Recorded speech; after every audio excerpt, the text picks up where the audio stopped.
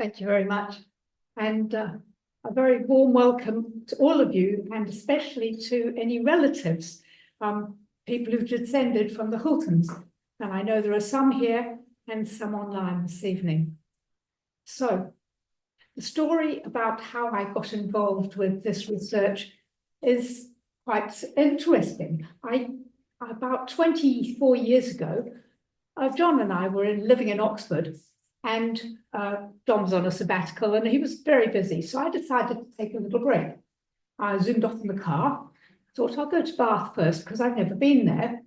And I enjoyed a day or two here. And then I just left by any road. I hadn't any plans. And I was leaving and driving along, and it was a bit big. I wanted a lane. So I exited to the left, and after a while, there was this tunnel of trees that you see in New Zealand. They're just, I'm sorry, in England, tunnels of trees along the roads. I just love it. And after that, I saw some big trees, and sticking out the top, there were chimneys, which interested me. So the next right-hand turn, I went down there, past a church, and then came to a driveway with huge iron gates. So I stopped and went over to the gates, and there was this grand house that you see here. I was very taken with it.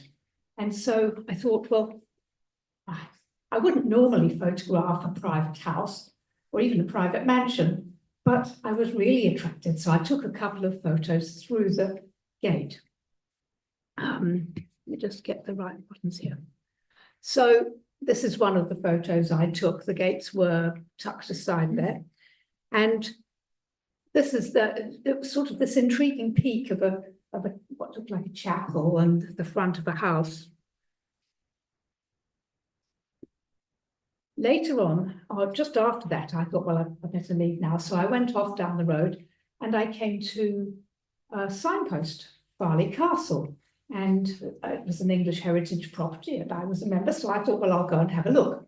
So I went in and took one of the guides and started it as I started my walking around. And it started off with something along the lines of, hello, I'm Reverend Jackson, and I work for Colonel Houlton, who lives up the road, and the grand house. And I thought, well, those names sound very familiar. At this stage, my parents had given me a family tree many years earlier that I'd hardly looked at. So I went to the desk again and I said, I think these people were my ancestors. And she said, oh, I hope not. He dismantled that castle and put it on to make his house. So I left there quickly, went and finished my audio tour and went back with a sort of sense of propriety about the place at this point.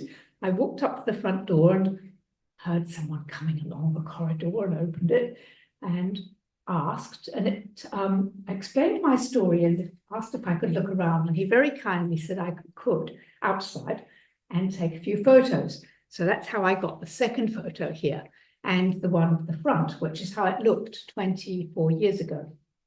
This is not quite how it looked at the time it was built, and you'll see that later. And it's not quite how it looks now either.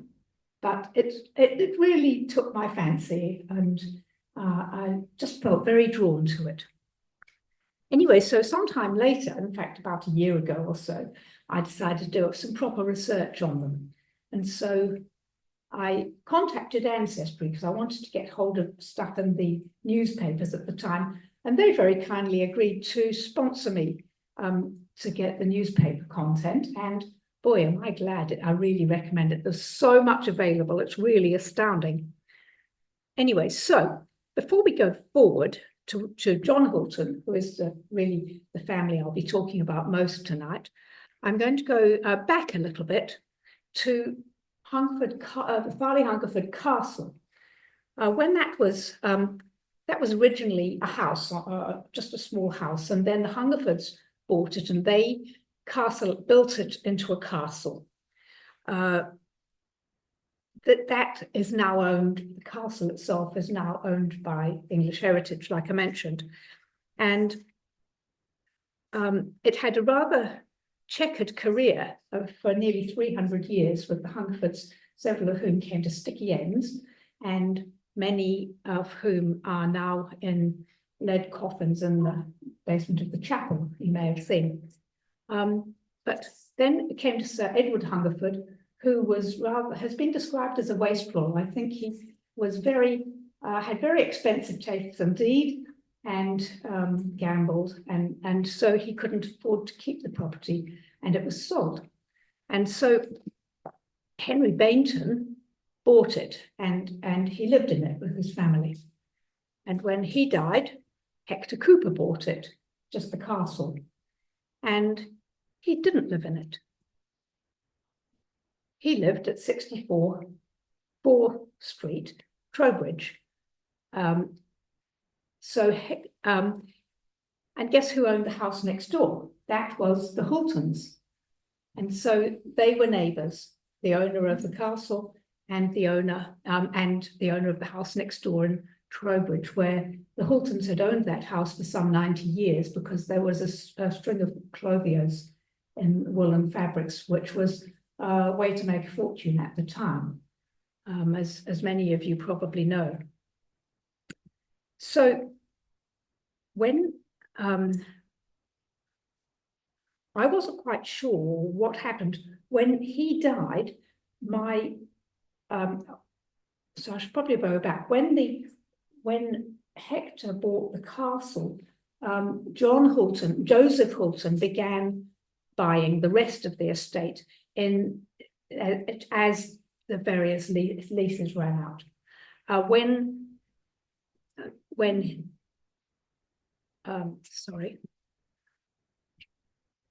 Hector Cooper died, he bought the castle as well. So at that stage, he had the whole estate. The castle, it was auctioned. Him and Thomas Cooper, Hector's brother, and Joseph Houlton won the auction. And I wondered why it had been sold as salvage.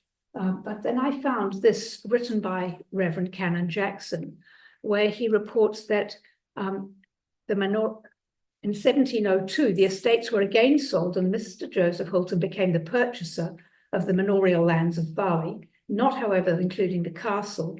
This did not come into the possession of the Houltons until 1730, as I've said, by which time it had begun to fall into decay, and a great part of the materials had been used for other purposes. So it was already in a state of disrepair or dismantlement by the time the Houltons bought it.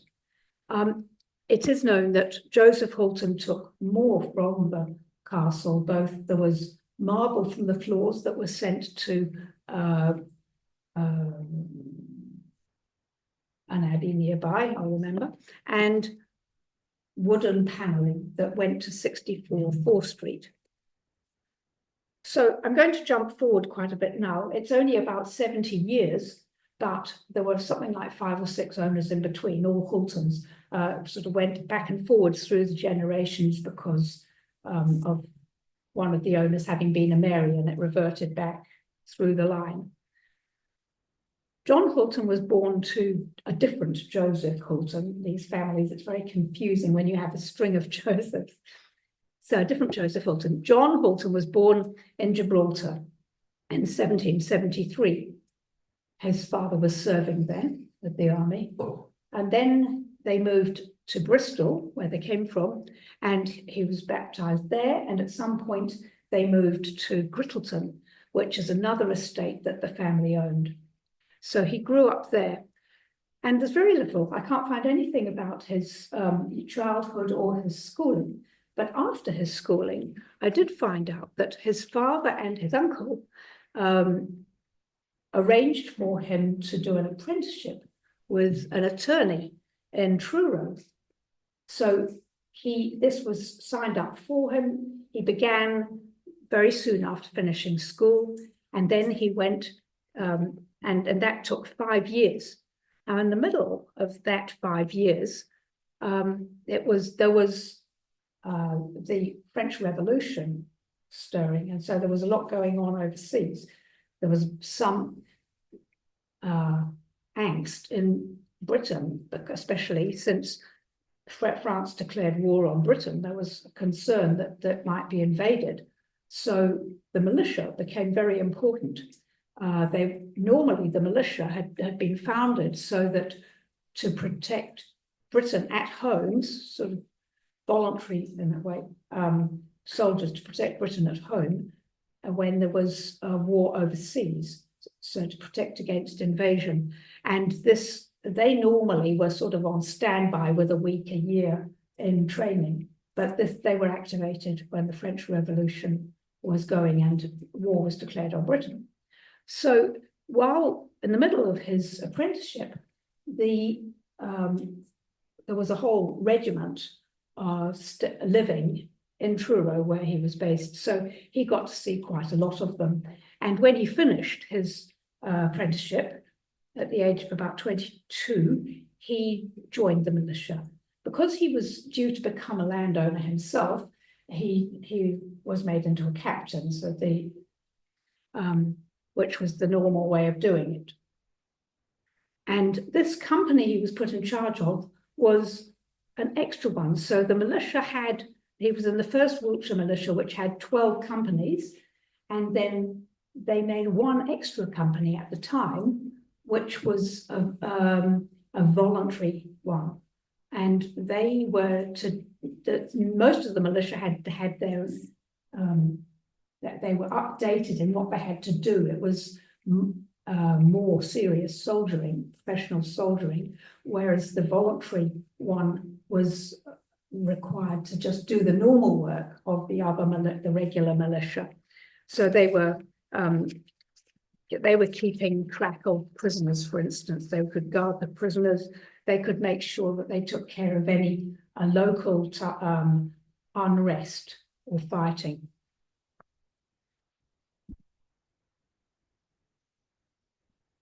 Now, I'm going to leave him in the militia for a little bit and go to Mary Ann Ellis. Mary Ann Ellis was going to become his wife in 1799, and I found all sorts of documents about her, although I have to say it was rather difficult. She was an heiress in her own right. Her mother died when she was only 2. She was born just north of Exeter. And if you look at this map here, her father owned several farms.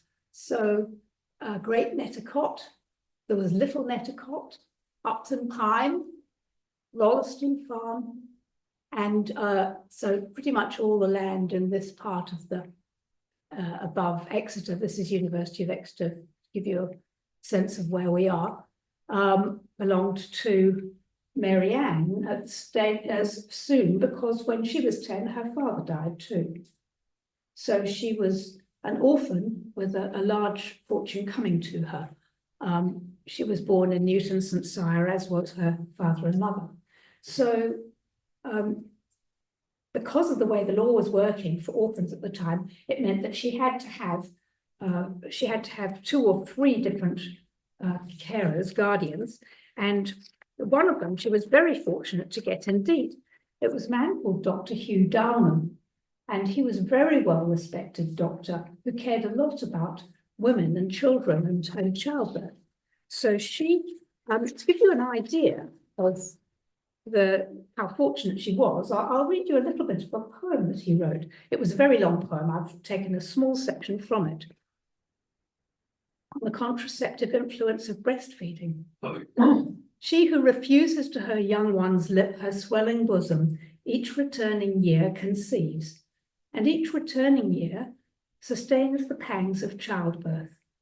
Harassed by fatigue, the strongest constitution droops, but soon the weaker system, like a blighted flower, falls underneath the shock. The nursing time was meant by wisest nature as a stay, a vacant interspace in which the nerves and threads of life unstrung might reassume the native tone, endued again with strength and corresponding vigor to support the day of toil. I was quite touched by this. You know, he's a caring and intelligent man, and I think she was very fortunate to have a guardian like that. This on the left is a drawing of her that was done when she was 18 going on 19 by Dr. Downman's brother, John Downman, not brother, cousin, John Downman. It's a delightful portrait of her. I think there looks to be a little bit of a determination in the eyebrow. But a young thing. It's interesting her hair is still down because quite often it was up by that age. On the right here, we have John Houlton, also drawn by John Downman, just after marriage. So the two of them married. And I don't know whether this was a love relationship or whether it was because it was arranged between John Houlton and Hugh Downman, which wouldn't surprise me. They married just before she turned of independent age. Anyway, they didn't take very long to start a family, and they lived at Namhead Cottage, 8 miles south of Exeter. And this they had 3 children there in about 4 years. She produced 16 children altogether, so it was in something like 22 years, amazingly intense. Anyway, so she clearly seems not to have taken much notice of her guardian's advice on breastfeeding. No, well, I think more likely she didn't, more likely had a wet nurse, because the fashion at the time, apart from anything else, was very tight. It would have been very uncomfortable and awkward. Anyway, so let's move to Farleigh House. In 1806, Joseph Houlton died, and John Houlton inherited both Farleigh Hungerford estate and Grittleton estate, because although he was the second out of 6 sons, the older brother had died. So he inherited both these estates, and he wasted no time in getting round to extending and really building this house. The house that had been there, a 2-bay, very nice plain 2-bay little castleette, shall we say, which now sits behind the house, was owned by Joseph, and John built this absolutely amazing building, which I think I wouldn't have fallen in love with quite as much if it had still been like that when I first saw it. It's I think called florid Gothic, and the florid bit really is quite lacy when you get up close. In the pictures that show it more closely, I only found recently. I think I have one here. The battlements were salvaged from the castle, and he also used to be able to call it a castle, you had to get a license to crenellate it.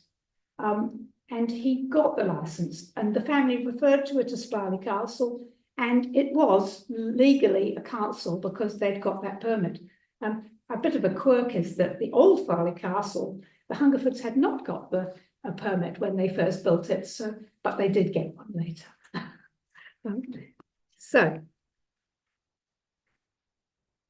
these are pictures that show the differences over time. So if you look up at the top left here, this is the west-facing side. That is how it used to look when it was built. So there's an orangery, very grand entertaining rooms down there, looking onto the garden. And then it was changed to look like this. So much squarer and less frilly, and then and the orangery removed. And the new owners, who are the Craigs, who own this property and also the Bath Rugby Club, now have this as the training facility for the Bath Rugby Club, which is a professional rugby club and doing very well. So you should see some of the facilities. I think it must be the absolutely best place for a rugby player to be. It's not quite the same as it was, though. Anyway, he's done some very sympathetic work with it. The windows at the top right, those arches have been introduced like they were in the beginning, but not like they were mostly here. There's a lot more of the archwork on the inside as well. So I think that's a sympathetic thing. And he's also restored the stonework and any rotten pieces. So looking at what Colonel Houlton was doing, well, Captain Houlton to start with the Wiltshire, in 1808, he became the Sheriff of Wiltshire, which would be because the Grittleton parish estate was in Wiltshire. And this is sort of representing the king for the county for that 1 year. This is all they're entitled to. And then 2 years later, he was moved to be Lieutenant Colonel of the 1st Somerset Militia, which is who he was with the rest of his life. But that happened because there'd been a fair bit of argy-bargy in the 1st Somerset, where some of the men had been misbehaving quite badly, and then some of the way it was handled, some of the captains were taken to court, and it was not quite, sounds quite nasty. And one of the lieutenant colonels resigned because of it. And so Colonel Houlton was transferred from Wiltshire to the Somerset in his place. And by 1816, all the militia was stood down. And that was because the wars were pretty much finished. We'd had the French Revolution, you'd had the Napoleonic Wars, and the militia weren't needed anymore. So it must have been a big change in life. There'd really been war going on from when John and Mary Ann had been born through until that time. And there was still quite a bit of some need for militia later than that too, but a lot less. So after the Napoleonic Wars finished, the Houltons moved to Brussels for 5 years. At this point, by the time they left, they'd had all but one of their children. 3 had died, but apart from that, the rest were doing nicely. I'm mentioning this because the Duke of Kent moved to Brussels a bit before they did, but it seems that he knew Houlton. Well, he definitely knew Houlton because there's a letter from the Duke of Kent, who was the father of the baby that became Queen Victoria. And there's a letter from him to Houlton implying that he'd like some legal advice and action because the Duke had moved back to England. So, and sending, his regards to his wife and daughters. So it seems the daughters might have been in Brussels, but possibly not the sons.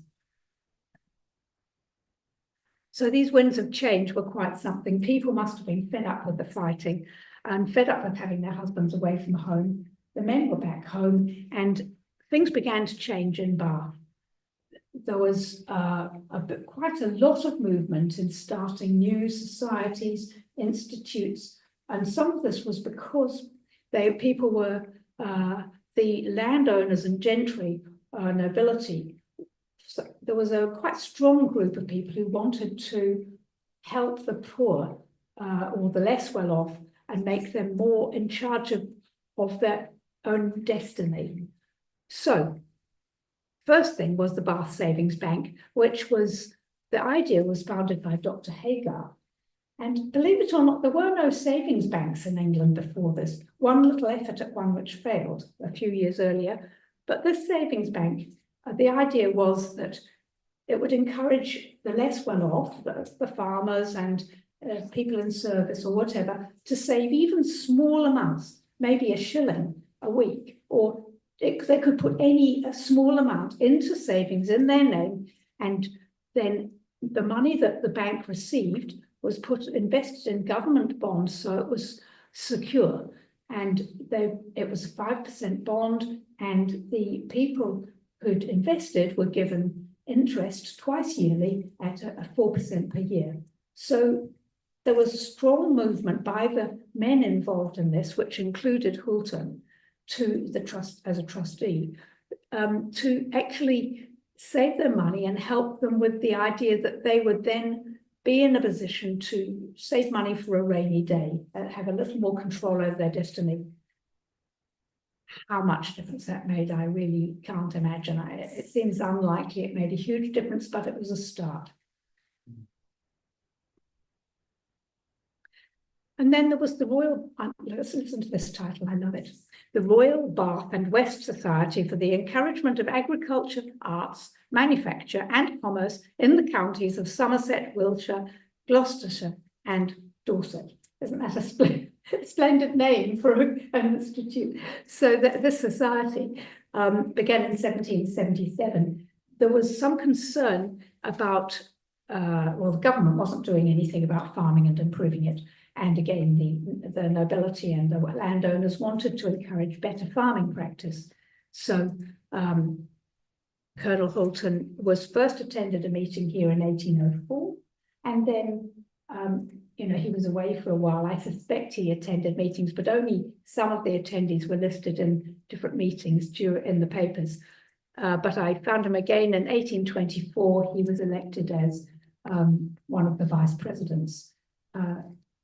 He was going to be elected the year before, but there were already two good candidates had been nominated. So that's why it was that year that he joined. They did some very good work. They did some very good work.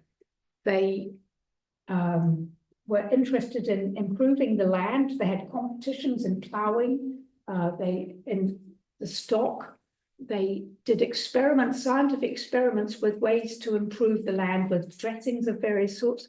So it seems to have been a very useful society. I think it's still going in some form. And then, of course, we've got the Bath Literary and Scientific Institute. At this point, it didn't have the Royal in the name. That was endorsed later and added by Victoria. So this was interesting because although the celebration of the 200 years, well, is over this year, that there'd been work going on behind the scenes since 1822. The assembly rooms had burned down a couple of years earlier. Nothing had been done with the land, and Earl Manvers, who owned the land, had just left it. So the hero of BRLSI, being Hastings Elwyn, had a great idea. He suggested and got together these people who you see as trustees and discussed this idea, which was to start the Bath Literary and Scientific Institution, and he proposed a method to make it work. They then approached Lord Earl Manvers and said, if you build this building, which we'll design, if we can get, on the condition that we get enough people who will be investors, not in the building, they didn't have any ownership of the building, but in things that would go into it. And then they would also pay a set amount each year that would cover, if they had the right number of people, it would cover all the rental. And then they started fundraising. So this announcement in the paper includes the prospectus for how this is going to work. And they called on people to buy these shares. So it happened fairly quickly. Within the first 3 months, so by March, they had something like 120. Let me just find that page. By March, they had 120 people had subscribed already, and they needed about another 80 or so. So they put out another call for more. One of the conditions was that it had to have, they'd got the trustees, it had to have other people that had been voted by subscribers as a committee.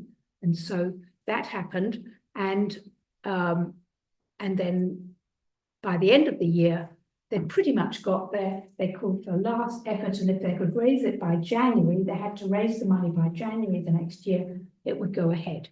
And they managed it, and building began in January, after this meeting in January 1824. Now, what was going on in the meantime? Other things happening in Bath, not the serious things, but the fun things. Music was really important, especially this range of nobility, and the landowners, the better off people, got very involved in music clubs, singing clubs of all sorts. There was one called the Anacreontic Society, which sounds quite a lark. I say the London, it was a bit too much, I think a bit bawdy. But they did actually contribute one thing that was of interest, and that is a song that was written for the Anacreontic Society with a tune that in the end ended up being used as the tune for Star Spangled Banner. So that's where it came from, this rather bawdy men's singing club. Anyway, there were two other groups of singing clubs that Houlton belonged to. And so he was a good amateur singer.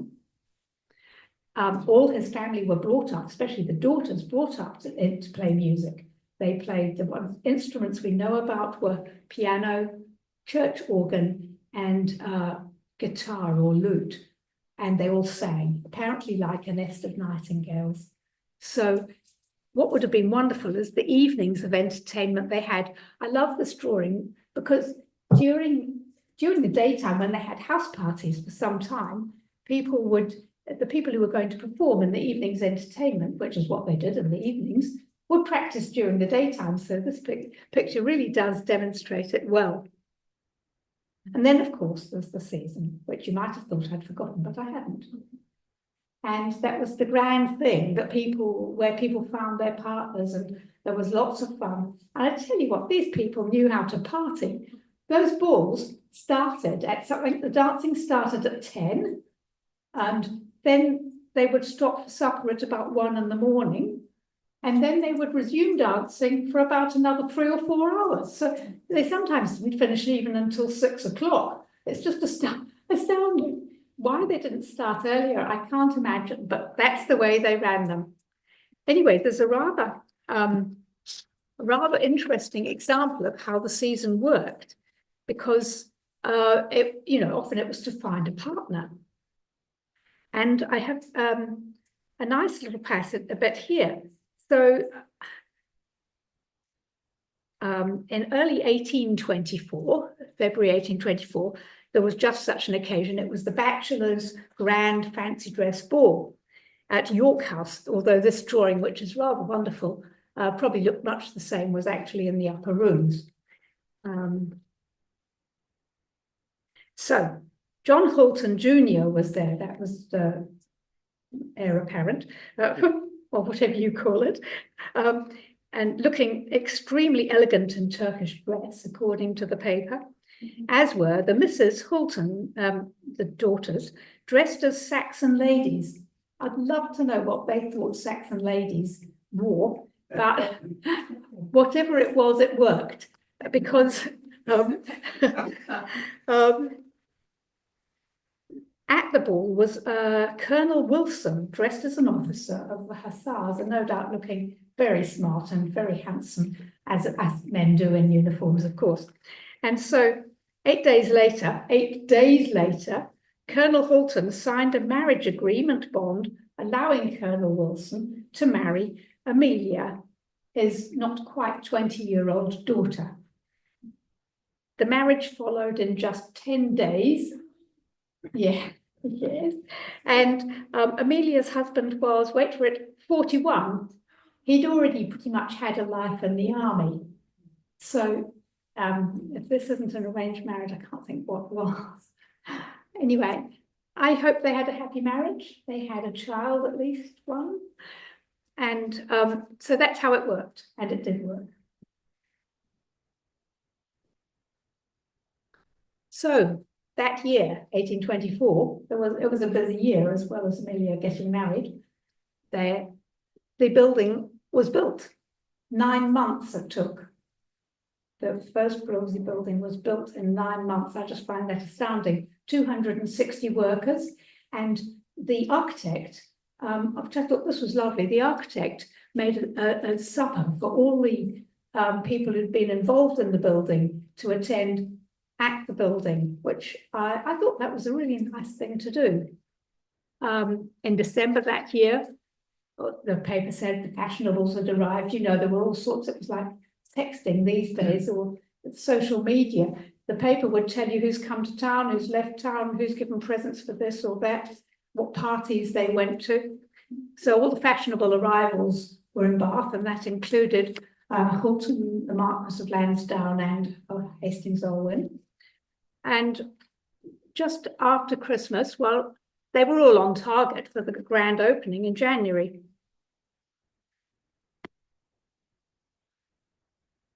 This is time to take a break and introduce you to Thomas Moore. Thomas Moore was a well-known poet and author in the Bath area, in England, actually. He came from Ireland, and he did commentaries about what was happening in the news, and he wrote a lot of poetry. And so he was well known, but he was very good at making connections.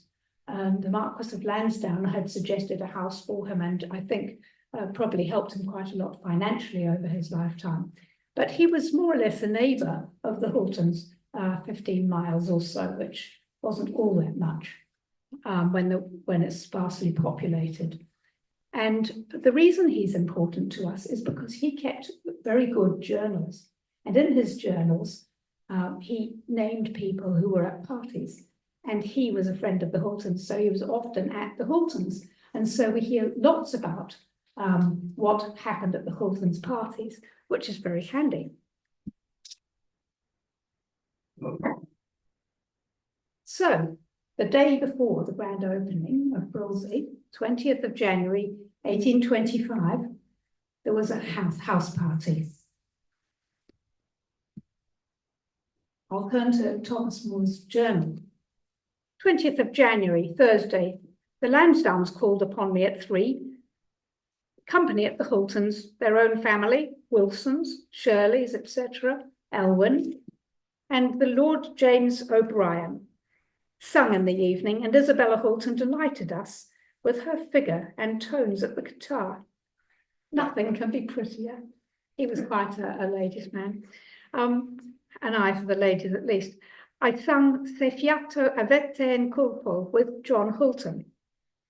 This was a duet from Cimarosa's opera buffa, Il matrimonio segreto, The Secret Marriage, composed in 1792. So, just get this. This is the song they sang, just the last little bit of it. So this was Thomas Moore, who I think would have sung the chap with the feathers on the top, and Colonel Houlton.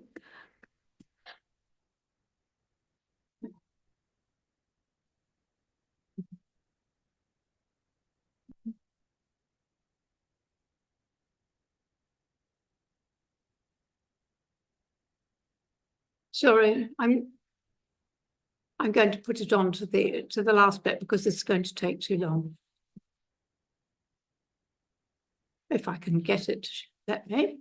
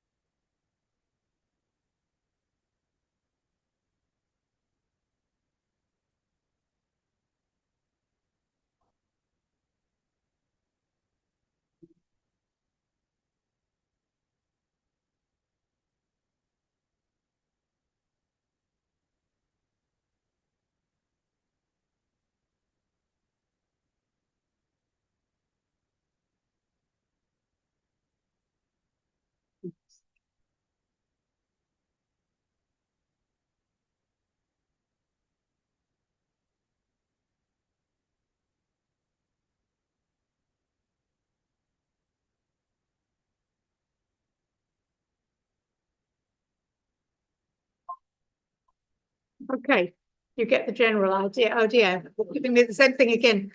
Can I escape? Let's try this. It's a very long song. I can't really play you all of it, but it is rather delightful. And it gives you a feeling for what the evening's entertainment would be like, with something like that, plus the guitar playing and other singing. I think it would have been great fun. And then the next day came, well, Moore continued, slept there. Elwyn insisted upon my being his guest tomorrow night at Bath. And then on the 21st, Friday, Lord Lansdowne at breakfast. More recounts a story that Lord Lansdowne told. The Lansdownes off to Bath after breakfast, and I, after singing a little for the girls, followed them with Colonel Houlton. There was general excitement about the grand opening, with upwards of 300 people there for the inaugural lecture. It's quite a crowd. And then Moore's journal continues. The grand opening of the Literary Institution of Bath attended the inaugural lecture by Sir G. Gibbs at 2, walked about a little afterwards, and to dinner at 6. Lord Lansdowne in the chair. 2 bishops present, and about 108 persons altogether. So for the evening, it was the contributors only, and they weren't all there. And then he describes his own talk at length. On the left here is the Marquis of Lansdowne, who really was a leading light in the area. He was the first president of BRLSI too, and as well as being various other institutions. But the hero of the day really was Hastings Elwyn, here on the right, as many of you will recognize him from this statue, which is here.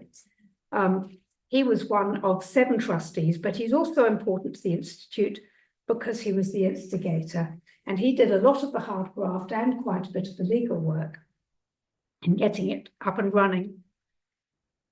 The day went off swimmingly anyway, and the lecture delivered largely on the virtues and progress in science, and then in the evening, the talk speeches after the dinner were more on the arts, so they did it that way round, and the meeting for the members after the inaugural lecture was about asking the subscribers to donate more to be able to make this a statue of Hastings Elwyn. And they raised £150, which is what it needed. So that was a huge success. And then they were asking for more donations. So they wanted things to put into BRLSI. Excuse me, adding the R, it's quicker. So Colonel Houlton had donated 3 things. This map, which was a very important map because William Smith was really the first person ever to make a geological map. And this one was a geological map of England, Wales, and the southern part of Scotland. It shows, there'd been maps for ages, but they didn't show what was happening under the ground. And he had noticed layers in the soil when he was doing surveying, and that's what led him. He surveyed the whole of England single-handed and made this map, all hand-coloured. It's huge. And BRLSI still has the copy that was donated by Houlton. So this is an important work. And then he donated a book by Palladio about architecture, early architecture, and this other one, which is no longer in the collection. He also had, John Houlton also had a fantastic library at home. Actually, he had a grand library and a small library. And I rather think that Thomas More only found the small one, which he referred to as the library room, but it had some fantastic books in it. And he was rather good at borrowing books, not that it was a lending library.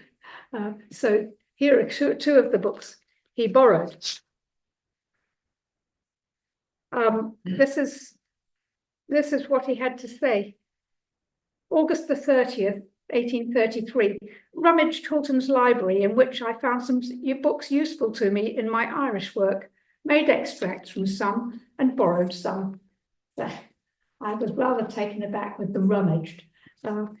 And then 2 months earlier, after a 4-day visit, so they had these quite lengthy house parties, Moore wrote, Houlton very kindly begged me to accept of the copy of Strabo I have on loan for some time past, the fine Amsterdam edition, 1707, bound in vellum and gilt. And a letter. My dear Houlton, I want you to trust me for a day or 2 with that book in which you have collected such a formidable array of my squibs, which was squibbery was the sort of political commentary. as I think you have got some that I've neglected to keep, and I want them just now for a particular purpose. There's a note on the bottom that he had sent it. I really wonder if he ever got it back. The journal doesn't refer to returning any of these. Anyway, I think he was a generous-hearted and person and happy with it. Moore was a good friend. And then I'm going to mention Eliza's marriage. Eliza was another of the daughters that is important to me because she was my great-great-grandmother. She married, her marriage was announced on her 27th birthday, fairly late. And the Moores were invited to visit the next day. There wasn't much time to take it back. I don't know that this was an arranged marriage, but anyway, she was engaged to Houlton's vicar, the Reverend, I don't know if he was a vicar at that stage, but Reverend James Jackson, who became a vicar in London for the rest of his life after various tours around in other parishes. So Thomas Moore said to church, Eliza at the organ, and assisted by the other girls in singing the chants, an excellent sermon by Jackson, who appears a sensible, amiable man. But I tell you what, before they went, before he actually got there to visit, he'd written in his journal, Eliza is to be married to Jackson. Poor Eliza. I'd love to know why he said that, but we'll never know.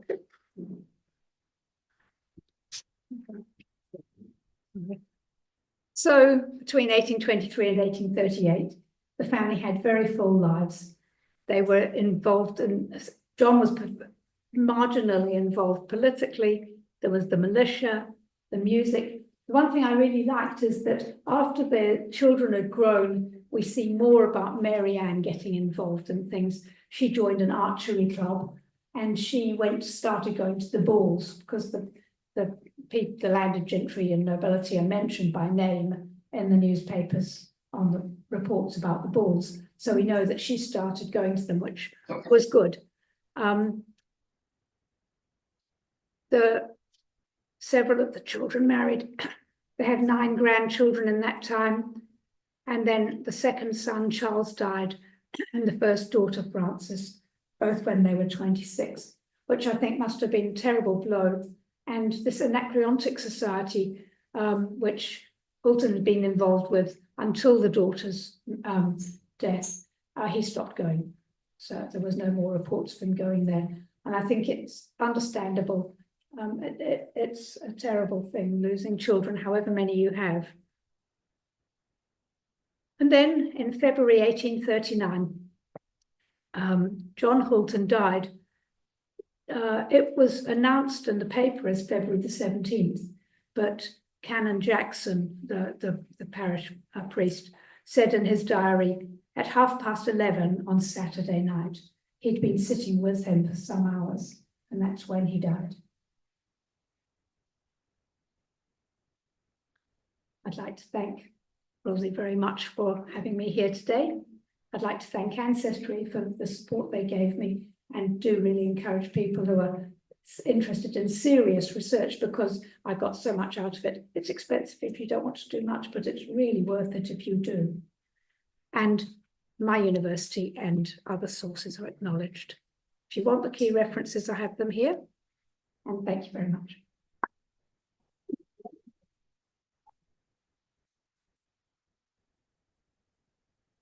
Well, I think we all very much enjoyed that. Does anyone have any questions? Oh. Hello, my name's Farleigh. Could you tell me where you find the evidence of the licence to colony? Well, I found it with Ancestry, but where did I find it on Ancestry? Have you actually got a copy of it? I think I have got a copy of it, and if you need it, give me your email and I will send it to you. But after. Okay.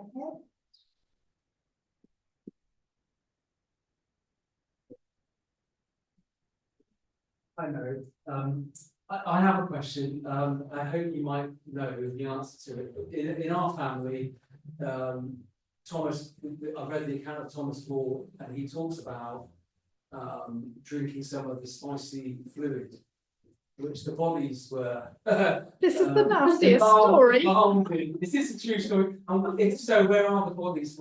I can tell you the story. It's true and it's horrible. In the Hungerford family had their bodies preserved in an embalming fluid in lead coffins, which the outside look just like the people. It's quite scary, and they're the shape of a person. And so they were embalmed in that, and in the chapel. And then it became fashionable to go and see these coffins. And then this is when it belonged, I think not until it belonged to the Houltons, but earlier, I think this began earlier than my great-great-great-grandfather, one of the earlier ones. And there was some particularly gruesome person who found a little hole or made a little hole in it and stuck a straw in there and tasted some of the fluid. They didn't make much comment on it other than being rather, I think it was, I don't know if it was tasty, it was sort of unusual, a single word about it. And then there's reports of several other people doing the same thing, at which time they decided there was enough of this and they would build a crypt and put them down there. So yes. Is that where they are today? I think they're still there. Yeah. Yes. It's one of the most unusual, and it's a very rare way of preserving bodies for England. I think there's one or two others that have done that, but it's really the first one, I think. Yes. Did an embalming fluid involve alcohol? I'm pretty sure it did, but they don't say what the embalming fluid was. It would have been very strongly flavoured alcohol if it was. Yeah. Lead poison. As well as lead, yes. More questions? Are there other hands going up? Or are we all quite shocked? Sorry, that was a real shocker, Luke. Make a comment. I thought the fact that you found this house by accident quite extraordinary, really. Wasn't The fact it? that I do believe, because I do a lot of family history, that there are certain things like that you are drawn to, and you were obviously drawn to this place. I was. Yes, it was very serendipitous, and as they say, I hadn't actually begun any research, although I had the tree. I wasn't able to confirm it till I got back to England. That's amazing. Back to New Zealand. I'm turned around. Hello. Yes. We see in your lovely photo there, or picture, Yes. a tree, Yes. which I imagine to be a Wellingtonia. Yes. I don't know for sure. Accurate? I don't know for sure, but I think it may well be, because they are the most amazing trees like this, and because the Houltons were, strong supporters of wanting to of England overcoming. If it is a Wellingtonia or some other sort of fir or tree of that kind, then there will be saplings originating from it. Yes, Have anything been done about taking advantage of them? Have they been looked after by a nursery of some sort? I can't tell you, I'm sorry. When this photo was taken, the property was owned by a school. Since then, it's been owned by 2 or 3 other people, and now the Craigs. The Craigs have done a lot of extra planting, but they are very much into topiary, so they've planted things and trimmed them. Do you remember if this tree is still there? Yes, I asked them, thank you. I asked the same question when we were there. I thought it was a Wellingtonian, but because we saw some in Dunkeld, but a lot of trees, I think in 1815, Waterloo, people planted this, what was a new tree from North America. But I couldn't be sure. There was nothing on the tree to say it was a Wellingtonian. And there certainly don't appear to be any saplings nearby, so I don't know. Certainly the Houltons had a lot of gardeners. Head gardener, who I hadn't told you about this, he became very interested in exhibiting his fruit and vegetables later in life, and he won all sorts of prizes And eventually, one of the awards, the Houlton's head gardener was acknowledged. It was shortly after that he actually left. I found an advertisement for him having joined a nursery that he was operating a business from Bath after that. So I didn't find any more listings for winning fruit after that.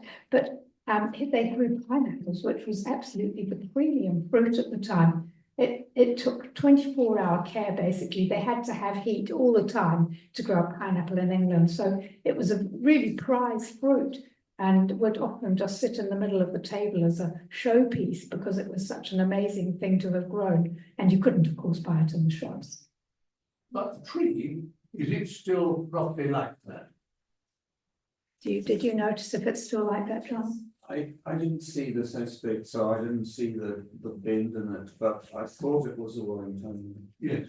He looks to have the right shape.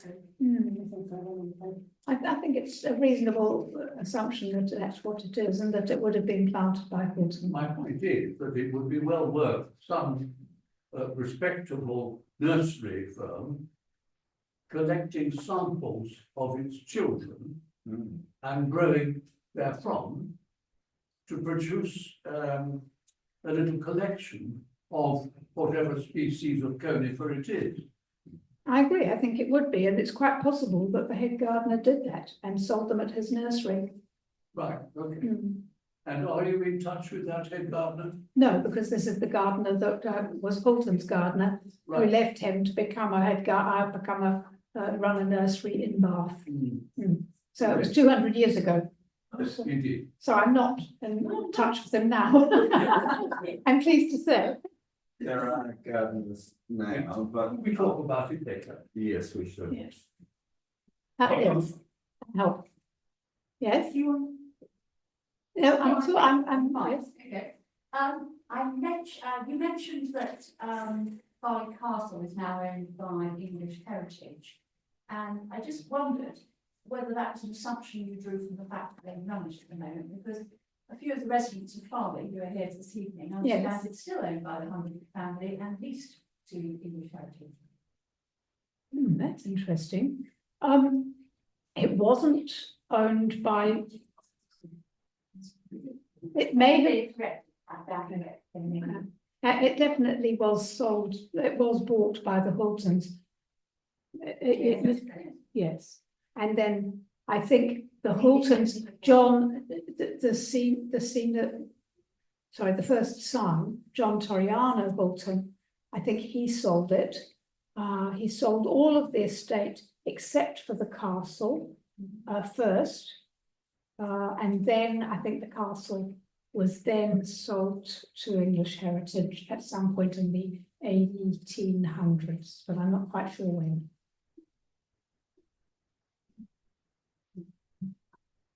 I have a question. Yeah.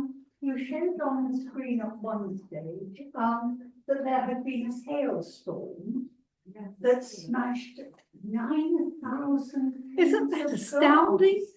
Well, it's. I mean, that must have been in Farleigh House.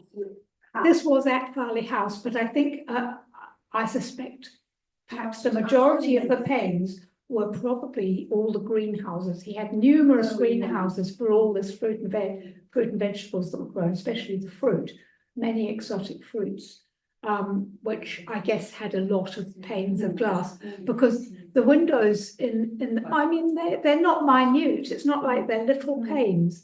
So you wouldn't have thought there would be that many, even though it's a huge house. Yeah, but it is astounding, isn't it? Yes, but Imagine houses make sense. Imagine the insurance claim.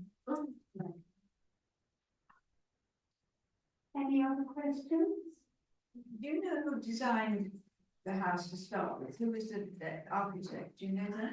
No, it's a good question. I've never come across that. Although I expect Houlton imposed his taste on it quite heavily. This sort of florid Gothic. It's not, you know, what I showed the picture with the 3 stars. This one here, which is quite plain. I personally really like it. But the first one, which has a lot more, you know, the spires, fairly fiddly bits, lacery around the windows, It seems a funny combination of styles to me. So I don't know, and I suspect it had a strong input at least from Houlton, possibly his wife. I don't know. It was, it's the Victorian Gothic which has, came on the end of it, so it's taken inspiration from the Gothic period, which is found the other houses will be going, you know, with Saxon and various other ones. It's a period of English architecture. Oh, thank you very much. Thank you. So do you know any architects during that time? I haven't done any research into that, and I'm not from the area, but I have Okay. the sort of history of the materials. Right, and that's something I architecture. should look for. It's Thank just you. a period of a style that came in and during the 19th century, referred to as Victorian Gothic. It hasn't came on. Victorian. Okay. This was built in about 1806 to 1809, so it was maybe a little before the Victorian. I think it's normally this one is particularly normally referred to as florid Gothic. Florid something. It was probably just a local gentleman architect, because plenty of them were, and they had grandiose ideas, and they just got people to come and build what they wanted. Anyway, it sounds as though it was really quite an amazing building. I'll just see if I can find, there was a terrific description of it. The renovated, would you like to hear about the description I found? On entering the double oak front door, there was a spacious reception hall lit by a large window fitted with Flemish glass, which cast its coloured light on those who passed. The oak-panelled walls provided a backdrop for several suits of armour, and I've read of one ball where they were holding flaming torches. Opening from the hall, there was a noble dining room, a suite of reception rooms, including a drawing room, a boudoir, smoking room, and study. And these rooms looked out onto the gardens and pleasure grounds, which were disposed with great taste, with lawns, flower gardens, fernery, rosary, and summer house, well-stocked, walled-in kitchen gardens with several glass houses, and so on.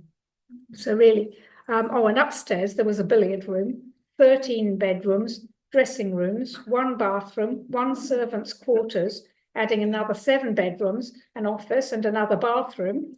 Wow, two bathrooms. Quite something. And then many outbuildings, also including a wash house and a dairy and houses for several of the head servants. So really, it was the most enormous size. And then as well as that, there was the house behind it, which is still there. Oh, and he built 4 lodges. Sorry.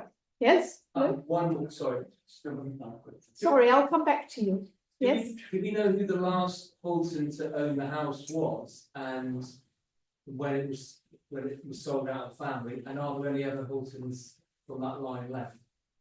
John Toriano had 1 child, and I think it was a daughter. He was the eldest son.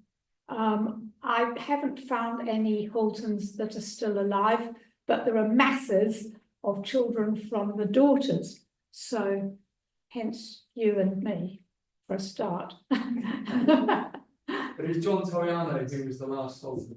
I don't know. I think there were 2 more. No, I think he sold it. Yeah. He owned it, then he leased it, then he lived back in it again. It might, but I don't think it's sold for 90 years. So I can't. I'll let you know, Luke. Yeah, great. Thank you. Yes, Luke and I are second cousins once removed. We only met this evening.